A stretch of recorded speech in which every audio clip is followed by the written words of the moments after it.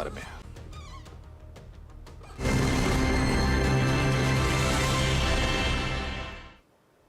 दूसरे चरण के मतदान से पहले चुनाव में नए मुद्दे गर्म हो रहे हैं। आज प्रधानमंत्री नरेंद्र मोदी ने मुस्लिम आरक्षण और संपत्ति के बंटवारे के मुद्दे पर कांग्रेस पर जोरदार हमला बोला। पीएम मोदी ने आरोप लगाया कि कांग्रेस दलितों, पिछड़ों और आदिवासियों का हक छीनने का षड्यंत्र रच रही है, जिसका उदाहरण कर्नाटक में देखने को मिला है। पीएम मोदी ने कहा कि कर्नाटक की कांग्रेस सरकार ने आरक्षण कोटे में पिछले दरवाजे से चोरों की और ओबीसी का हक छीनकर मुसलमानों को दे दिया है। पीएम ने कहा कि कांग्रेस पूरे देश में कर्नाटक मॉडल लागू करना चाहती है। कांग्रेस सरकार ने कर्नाटका में जितने भी मुस्लिम समाज के लोग हैं, उच्च वर्ग के होंगे, धनी होंगे, व्यापारी होंगे, उद्योगपति होंगे, न्यायमूर्ति होंगे, कोई भी होंगे, बस सिर्फ वो मुसलमान होना चाहिए। अगर वो मुसलमान है तो उन्होंने रातों रात एक कागज निकालकर हस्ताक्षर करके उन सबको ओबीसी घोषित कर दिया। वहां कांग्रेस ने शिक्षा और सरकारी नौकरी में पहले जिन ओबीसी लोगों को आरक्षण मिलता था, उस ओबीसी समाज में इतने सारे नए डाल दिए कि ओबीसी समाज को जो आरक्षण मिलता था वो उनसे छीन लिया, चोरी छुपी से छीन लिया। पीएम मोदी ने विरासत टैक्स को लेकर भी कांग्रेस को घेरा। उन्होंने कहा कि भारत में पहले इनहेरिटेंस टैक्स था, लेकिन इंदिरा गांधी की संपत्ति को बचाने के लिए राजीव गांधी ने उस कानून को खत्म कर दिया। अब अपना काम निपट गया तो कांग्रेस उसी कानून को ज्यादा सख्ती के साथ लाना चाहती है। इनहेरिटेंस टैक्स से जुड़े जो तथ्य अब निकलकर सामने आ रहे हैं, वो देश की आंखें खोलने वाले हैं। अपनी माता इंदिरा गांधी से मिले हुए पैसों को बचाने के लिए उस समय के प्रधानमंत्री श्रीमान राजीव गांधी ने अपनी संपत्ति बचाने के लिए पहले जो इनहेरिटेंस कानून था उसको समाप्त किया और खुद के पैसे बचा लिए। पीएम मोदी के आरोपों पर कांग्रेस ने पलटवार किया है। कांग्रेस प्रवक्ता जयराम रमेश ने कहा कि कांग्रेस के घोषणा पत्र में कहीं भी विरासत टैक्स का जिक्र नहीं है और पीएम संपत्ति के बंटवारे को लेकर झूठ बोल रहे हैं। जयराम रमेश ने यह भी कहा कि पीएम मोदी मुद्दों पर बात करने की बजाय ध्रुवीकरण कर रहे हैं। पर प्रधानमंत्री पिछले कुछ दिनों से 400 पार के नारा छोड़ दिया है और अपनी 56 इंच की छाती को मोदी की गारंटी बोलने भी छोड़ दिया है। और इतने भौखलाए गए हैं, इतने परेशानी में हैं, इतने पीड़ित हैं कि वो अभी नए भाषा का इस्तेमाल कर रहे हैं। ध्रुवीकरण हमेशा उनका हथियार रहा है, पर इस बार जिस भयंकर तरीके से खुले आम ध्रुवीकरण की भाषा इस्तेमाल कर रहे हैं और जिस तरीके से वो झूठ फैला रहे हैं, मैं समझता हूं जरूरी है इसका खंडन करना कि इस न्याय पत्र में विरासत कर का कोई जिक्र नहीं है।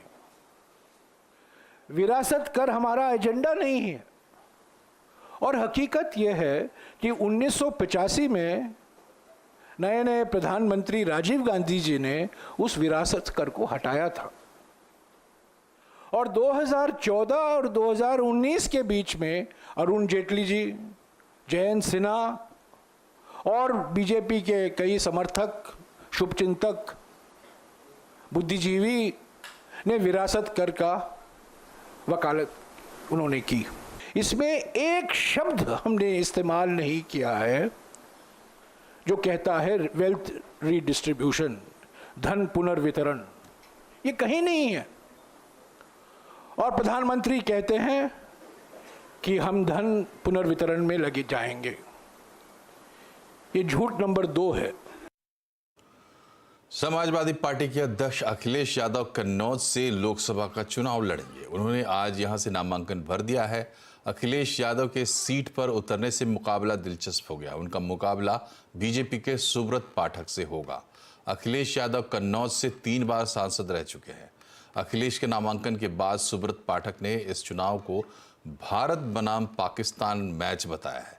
वहीं अखिलेश ने कहा है कि 6 बॉल पर 6 छक्के लगाएंगे। हमने कहा था कि मैच रोचक होना चाहिए। अगर तेज प्रताप लड़ते तो मैच होता भारत और नेपाल के बीच में। अब मैच है भारत और पाकिस्तान के बीच में, तो स्वाभाविक है कि जब वर्ल्ड कप में हमेशा भारत जीतता है। नहीं तो भारत कौन है, पाकिस्तान कौन है? क्या आप हम स्वाभाविक है, हमारी सोच भारतीय है हम लोग, और इनकी सोच पाकिस्तानी। पाकिस्तान माने कोई देश नहीं, पाकिस्तान माने एक सोच, आतंकवाद, भ्रष्टाचार, बेईमानी, नफरत, लूट। तो ये इस प्रकार की सोच है, तभी तो माफिया के घर जाते हैं। माफिया घर पर जाकर कब्र पर फातिया पढ़ते हैं। क्यों जाते हैं भैया? देखो पत्रकार भाइयों, न वो बॉल फेंक पाएंगे न बैट घुमा पाएंगे। अगर पहली बॉल पे छक्का न मारो तो हम समाजवादी लोग नहीं हैं, और 6 की 6 बॉलों पे छक्का मारेंगे। ये घबराए हुए लोग हैं, डरे लोग। कभी पहलवान को देखा आपने? जब वो पहलवान कुश्ती हारने लगता है तो हारता हुआ पहलवान क्या न करे, कभी लंगोट खींचता है, कभी काटने लगता है।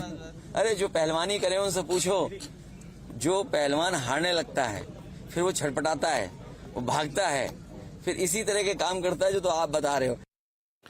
प्रधानमंत्री नरेंद्र मोदी और राहुल गांधी के चुनावी भाषणों पर शिकायत के बाद चुनाव आयोग ने एक्शन लिया है। चुनाव आयोग ने कांग्रेस और बीजेपी अध्यक्ष को नोटिस भेजकर 29 अप्रैल सुबह 11 बजे तक दोनों नेताओं के बयानों पर जवाब मांगा है। कांग्रेस और बीजेपी ने एक दूसरे के नेताओं के भाषणों के खिलाफ चुनाव आयोग में शिकायत की थी। इसके बाद आयोग ने यह नोटिस भेजा है। चुनाव आयोग ने कहा है कि स्टार प्रचारकों के व्यवहार के लिए पार्टी के अध्यक्षों को जिम्मेदारी लेनी चाहिए। दूसरे चरण के मतदान से पहले कौन से मुद्दे गरमा रहे हैं, आज चुनाव आयोग अड्डा में इसी पर होगी बड़ी चर्चा। शाम 7:57 पर। और अब कुछ बात चुनावी मूड माहौल की।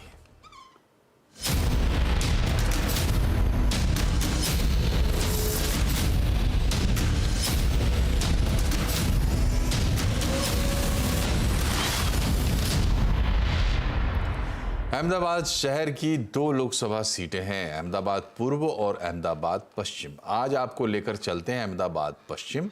अनुसूचित जाति के लिए आरक्षित इस सीट पर डिलिमिटेशन के बाद से बीजेपी लगातार जीतती आ रही है, लेकिन इस बार बीजेपी ने प्रत्याशी बदल दिया है और कांग्रेस जमकर पसीना बहा रही है।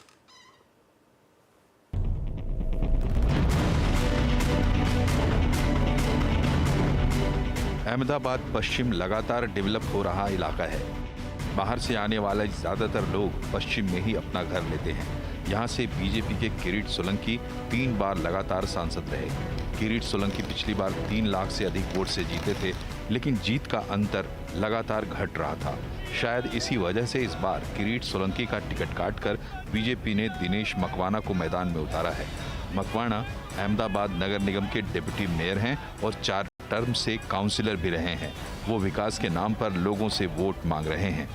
बुलेट ट्रेन भी चलेगी। सबसे बड़ी बात है कि यहाँ पर नरेंद्र मोदी स्टेडियम, यहाँ से 10-15 किलोमीटर दूर गिफ्ट सिटी है, गांधीनगर जैसा अच्छा सिटी है, तो विकास के बारे में कोई दिक्कत नहीं रहेगी। जो भी विकास के काम है वो हम करने के लिए तैयार है। कांग्रेस के उम्मीदवार भरत मकवाना यहाँ पहले विधायक रह चुके हैं। उन्हें उम्मीद है कि अब बीजेपी का दबदबा इस सीट से खत्म होगा। महंगाई, बेरोजगारी जैसे मुद्दे जीत दिलाएंगे।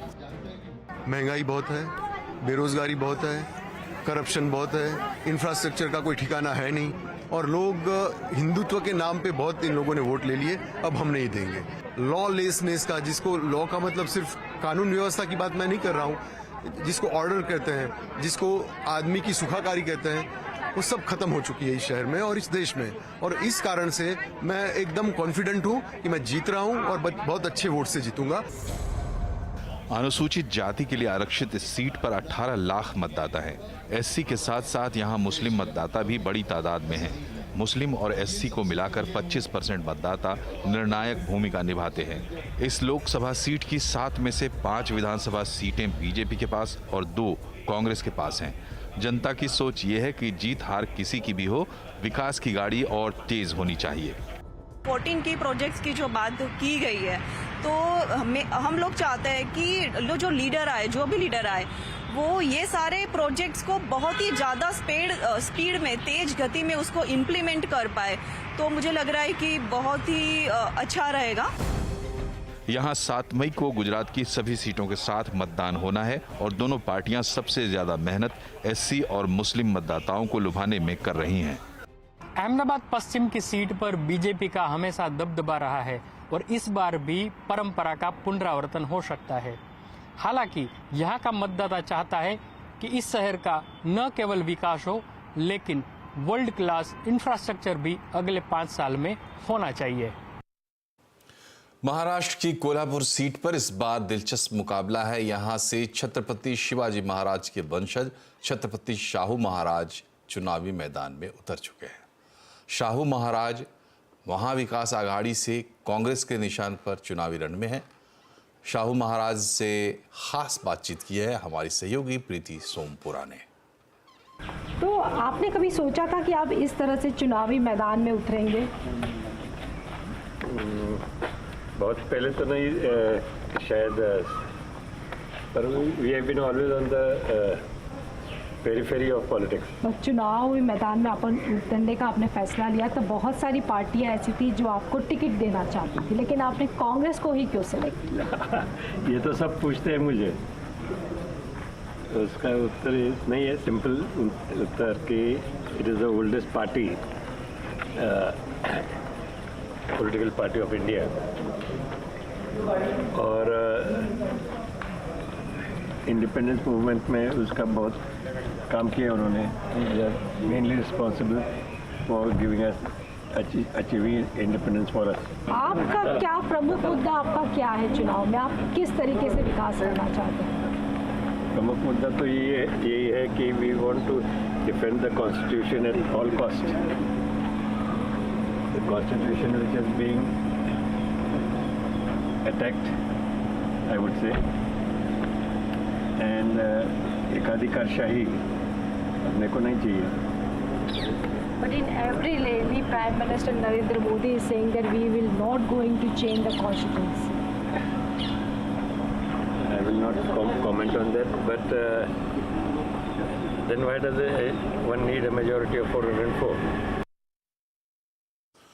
और कोल्हापुर के बगल में सतारा और शिवाजी महाराज के एक और वंशज उदयनराज भोसले यहां से चुनाव लड़ रहे हैं। उन्होंने कहा कि विपक्ष सिर्फ लोगों से में डर पैदा कर रहा है और संविधान बदले जाने की बात सरासर गलत है।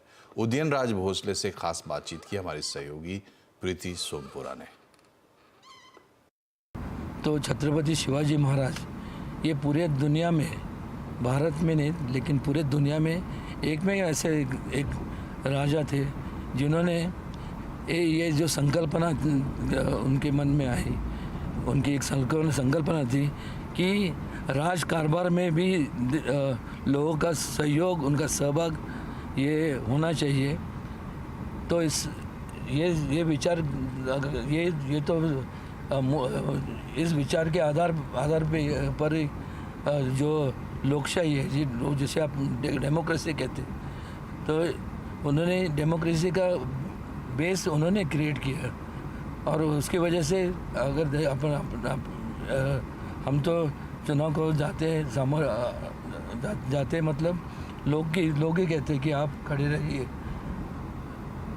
और इस वक्त माहौल भी बहुत अच्छा है, लोगों का बहुत उत्साह है। मोदी जी की लहर इस बार आपको कितनी लग रही है? लहर तो है, काम तो चल रहे हैं। अभी जो काम नहीं करता और उसको फिर उसको चुनाव को जाकर सामने जाना है तो वो ऐसे ही कहेगा ना, कुछ काम नहीं हुआ, कुछ नहीं हुआ। लेकिन इंग्लिश में एक कहावत है, सीइंग इज़ बिलीविंग। आप देख रहे हो ये सड़कें उस वक्त नहीं बनी, अभी बनी है। इंफ्रास्ट्रक्चर हो गया, फिर साइंस एंड टेक्नोलॉजी, स्पोर्ट्स के बारे में, महिला वुमेंस एम्पावरमेंट के बारे में, यूथ एनहांसमेंट के इनोवेशन के प्रोग्राम, मतलब मेड इन इंडिया के ये जो विचार, ये जो अभी प्रोग्राम जो इतने हर क्षेत्र में, फैकल्टी में, लाइफ के हर फैकल्टी में जो चल रहे हैं, मतलब उनको चालना दे जा रही है। तो इसके पहले जब उनकी सरकार थी, कांग्रेस और उनकी, तो उनके विचार को किसने पकड़ के रखा था क्या? कि क्या वो सोच नहीं सकते थे कि लोगों के लिए क्या अच्छा है, क्या बुरा है? अगर काम ही नहीं, जिसको काम ही नहीं करना, तो वो खामोखाम ऐसे ही कहने वाला है कि इन्होंने कुछ किया ही नहीं, इन्होंने कुछ किया ही नहीं। लेकिन वो एक चीज़ उनको समझना चाहिए कि एक उंगली जब दूसरे के ओर दिखाते हो तो अपनी 3 उंगलियां अपने ओर, तो जब दिखाने से पहले ये तो अपने को मालूम क्या ख्याल रहना चाहिए कि आप तुमने क्या किया ये पहले बताओ, फिर दूसरे के बारे में बोलो। और अब बात करते हैं बाजार की। आज अप्रैल एक्सपायरी के दिन 5वें दिन बाजार हरे निशान पर बंद हुआ है। सेंसेक्स 487 अंक चढ़कर 74,339 पर बंद हुआ। निफ्टी 168 अंक चढ़कर 22,570 पर बंद हुआ। सबसे ज़्यादा खरीदारी फार्मा, पीएससी, ऑटो शेयरों में रही। कंज्यूमर ड्यूरेबल इंडेक्स गिरावट पर बंद हुआ है। और यतिन से समझते हैं कि आज सबसे ज़्यादा एक्शन कहाँ रहा, बताएं यतिन। की सीरीज़ की जो पूरी एक्सपायरी है वो बहुत बेहतरीन तरीके से कंप्लीट होती हुई नज़र पड़ी। शानदार मिड कैप और लार्ज कैप में आपको एक्शन देखने को मिला। लार्ज कैप्स की बात करें निफ्टी गेनर्स की, तो एक्सिस बैंक नतीजों के बाद लगभग 6% का मोमेंटम यहाँ देखने को मिला और इसी के साथ एसबीआई के काउंटर में भी आपने लगभग 5% की खरीदारी देखी। डॉक्टर रेड्डीज और नेस्ले दोनों ही कंपनियों के बीच में करार हुआ है न्यूट्रिशन फूड को लेके, तो दोनों ही स्टॉक्स में मोमेंटम बना रहा। इसके अलावा कोटक महिंद्रा बैंक और आरबीआई की गाज के बाद शेयर में लगभग 11% का जबरदस्त डाउनफॉल। एलटीआई, माइंट्री, एचयूएल और टाइटन जैसे काउंटर्स में भी हल्की फुल्की बिकवाली आज देखने को मिली। मिड कैप गेनर्स की बात करें तो यहाँ Hitachi energy, Godfrey Phillips, MCX, Jupiter Wagons और वोडाफोन आइडिया भी आपको मोमेंटम में दिखता हुआ नजर पड़ेगा। लूजिंग साइड पे ग्लेनमार्क लाइफ कमजोर नतीजों के बाद शेयर में लगभग 10% का down tick. Sun Pharma advance, Aster DM, Metropolis जैसे काउंटर्स में भी आज बिकवाली हावी रही। लेकिन क्लियरली आज के दिन पीएसयू बैंक्स में जबरदस्त एक्शन रहा। IOB, SBI, UCO bank, bank of India, इन तमाम काउंटर्स में आपने 4 से 5% का मिनिमम मोमेंटम देखा। शुक्रिया यतिन। इधर अमेरिकी इकोनॉमी डबल क्राइसिस में फंसती जा रही है। महंगाई का टेंशन अभी खत्म भी नहीं हुआ। ग्रोथ के मोर्चे पर भी चिंता बढ़ गई। पहली तिमाही में जीडीपी ग्रोथ अनुमान से काफ़ी कमज़ोर रही है। इस तिमाही में जीडीपी में ग्रोथ का अनुमान 2.3% था, लेकिन जीडीपी सिर्फ 1.6% पर अटक गई है। ये जीडीपी ग्रोथ 2022 के बाद सबसे निचले स्तर पर है। ग्रोथ को जो थोड़ी बहुत मदद मिली वो कंज्यूमर स्पेंडिंग से ही मिली, लेकिन स्पेंडिंग में भी पहले से गिरावट आई है। पिछले साल की चौथी तिमाही में स्पेंडिंग 3.3% थी, जो इस तिमाही में घटकर 2.5% आ गई है। वहीं कमज़ोर जीडीपी नंबर की वजह से अमेरिकी बाज़ारों में गिरावट दिखी। नैस्डैक और डाउ जोन्स दोनों ही करीब 1.5% की गिरावट के साथ खुले हैं। और बात आज के हॉट स्टॉक की। वोडा आइडिया ने एफपीओ में निवेश करने वाले रिटेल निवेशकों की चांदी करा दी। महज 3 दिन में इसने 20% से ज़्यादा रिटर्न दिया है। कुमार मंगलम बिरला एफपीओ लिस्टिंग पर काफ़ी खुश नज़र आए। उन्होंने कहा कि पैसे का इस्तेमाल नेटवर्क क्षमता विस्तार और कुछ एरिया में 5G के लिए करेंगे। The 3 big parts of that is to increase the size of the network. The second is to densify the network in areas that we are present. And third, of course, is implementing 5G selectively across the network. So that's a task cut out for us. I think that we're very happy. This is a new life for Vodafone Idea, and we look forward to being an outstanding service provider to our customers. We have only 4,000 crores of debt due to banks, so we are quite debt light. Aditya Birla group में पिछले कुछ महीनों में जोरदार action दिख रहा है। 6 महीने में कंपनियों से 17 से 70% तक के रिटर्न मिले हैं। पूरा ब्यौरा आपको बता रहे हैं सुमित मेहरोत्रा। तो बीता साल इस पूरे ग्रुप के लिए यानी आदित्य बिरला ग्रुप के लिए एक शानदार साल रहा, जहां पे करीब करीब इस ग्रुप में 40% के आसपास के अपसाइड खुलते हुए दिखाई पड़े। तो तमाम डिटेल आपकी स्क्रीन पे। पहले ग्रुप की कुछ लिस्टेड कंपनियां, जहां पे इस ग्रुप की कई सारी नॉन लिस्टेड कंपनियां भी हैं, लेकिन UltraTech, Grasim, Hindalco, Aditya Birla fashion, Vodafone Idea, Aditya Birla capital, AB money और आदित्य बिरला सन लाइफ और साथ साथ सेंचुरी टेक्सटाइल, ये कुछ ऐसे नाम है जो कि इस ग्रुप की अलग अलग सेक्टर सब सेक्टर के अंदर इनकी मौजूदगी मौजूद है। इस ग्रुप की मार्केट कैप जो कि एक साल पहले करीब 5-5.5 लाख करोड़ रुपए के आसपास थी और रफली 8 लाख करोड़ के आसपास पहुंच गई है, यानी कि 40% के आसपास का एक अच्छा ग्रोथ बीते एक साल में इस ग्रुप की मार्केट कैप के अंदर आता हुआ दिखाई पड़ा है। रिटर्न वाइज देखें तो अल्ट्राटेक 17% का पॉजिटिव रिटर्न रहा, ग्रासिम 25% चल चुका है बीते 6 महीने में, आदित्य बिरला फैशन 23% के आसपास का पॉजिटिव रिटर्न यहां से आता हुआ दिखाई पड़ा। कुछ और कंपनियों की अगर बात किया तो उसमें हिंडाल्को जैसे स्टॉक जो कि एक बढ़िया तेजी 38% के आसपास की देखे गए, आदित्य बिरला कैपिटल 25% चला, सेंचुरी टेक्सटाइल 72% की शानदार तेजी यहां पर भी आते हुए दिखाई पड़ी। लेकिन इस ग्रुप के अंदर कई सारी एक्टिविटीज होते हुए दिखाई पड़ी। मिसाल के तौर पर पेंट बिजनेस में ग्रासिम की एंट्री एक बड़ा गेम चेंजर था, खास तौर से वीएसएफ कारोबार से कंपनी पेंट कारोबार में उतर रही है और करीब करीब 10,000 करोड़ रुपए के आसपास केपेक्स भी कर रही है। इतना ही नहीं, कंपनी ज्वेलरी कारोबार में भी उतर रही है और उसके लिए भी करीब करीब 5,000 करोड़ रुपए के आसपास का केपेक्स कंपनी ने ईयर मार्क कर रखा है। तो ये कुछ बड़े अपडेट जो कि ग्रासिम में हुए। इसके अलावा है अल्ट्राटेक, जिसने अपनी कैपेसिटीज को करीब करीब 200 मिलियन टन पर एनम पहुंचाने की बात कही है और उसके लिए कई सारे एक्विजिशंस भी कर रहे हैं, जिसमें केशवराम इंडस्ट्रीज का भी एक्विजिशन होता हुआ दिखाई पड़ा। साथ ही साथ इस ग्रुप में हिंडाल्को, जहां पर वो अपनी कैपेसिटी को बढ़ा रहे हैं और ना केवल अपनी कैपेसिटी को बढ़ा रहे हैं बल्कि रिसेंटली उनका केपेक्स लेवल भी बढ़ा है। $4.4 बिलियन के आसपास का केपेक्स प्लान है, जिसमें एलरिस और नोवेलिस दोनों की कैपेसिटीज को फर्दर बढ़ाने के ऊपर कंपनी कामकाज कर रही है। हिंडाल्को के अलावा अगर कुछ और ग्रुप या कंपनीज की बात की जाए जहां पर आज मेजर इंपैक्ट है तो उसमें आदित्य बिरला फैशन काफी इवेंटफुल रहा ये साल इस कंपनी के लिए भी, और वोडाफोन आइडिया जहां पर 18,000 करोड़ रुपए का एक मेगा एफपीओ कंपनी ने किया है और कई सारे बड़े नाम इस एफपीओ के अंदर पार्टिसिपेट करते हुए दिखाई पड़े।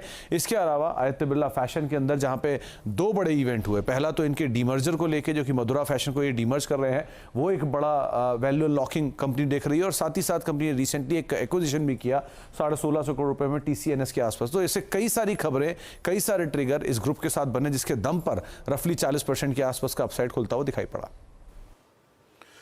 और देश में सेमीकंडक्टर इंडस्ट्री को बढ़ाने के लिए सरकार कई तरह के इंसेंटिव्स दे रही है। हालांकि इंडियन सेल्युलर और इलेक्ट्रॉनिक संगठन के मुताबिक सरकार को प्रोडक्ट डिज़ाइन और IP बनाने में भी कंपनियों को सहायता देनी चाहिए। सरकार को छोटी कंपनियों को कई तरह से पॉलिसी सपोर्ट करना होगा। डिज़ाइन करने वाली कंपनियों को 80% तक मास्क सेट के लिए इंसेंटिव्स देने होंगे। तो स्पेशली कौन कौन से थ्रस्ट है, कौन कौन से एरियाज है जहां आपने रिकमेंडेशंस दिए कि इस पर काम करने की जरूरत है? एज वी गो बाय बहुत सारी चीज़ें ऑलरेडी रिकग्नाइज्ड हैं गवर्नमेंट में कि इस पे एक्शन होना है, उसको हमने ये एग्रीगेट किया है। आई थिंक सबसे इम्पॉर्टेंट है कि हमें टैलेंट जो है डेवलप करना है देश के लिए और सारी दुनिया के लिए because of our demographic dividend, और दूसरा हमें बहुत सारी डिज़ाइन कंपनीज बनानी है जो कि प्रोडक्ट की जो IP है वो यहाँ रिजाइड करें। ये 2 इम्पॉर्टेंट मेजर रिकमेंडेशंस हैं और ये कैसे होगा वो उसमें रिपोर्ट में डिटेल दी गई है। स्पेसिफिकली गवर्नमेंट ने काफी सारे इंसेंटिव्स अनाउंस किए हैं, कई सारी कंपनियों को भी अप्रूव कर दिया ऑलरेडी, तो वहां पर काम किस तरह का चल रहा है अभी? वो तो बहुत फास्ट ट्रैक पे है, ऐसा दुनिया में कहीं भी नहीं चल रहा। जो हमारी जानकारी है और वो काफ़ी अच्छी जानकारी है कि जिस स्पीड पे ये रोल आउट हो रही हैं प्लांट्स और जिस हिसाब से ये कमिश्निंग होगी वो रिकॉर्ड ब्रेकिंग होगा, वर्ल्ड रिकॉर्ड ब्रेकिंग स्पीड पे हो रहा है। और इसी के साथ बुलेटिन में फिलहाल इतना ही। आप खबरों पर अपडेट रहें, CNBC आवाज़ से जुड़े रहें हमारे सोशल मीडिया हैंडल्स के जरिए। नमस्कार।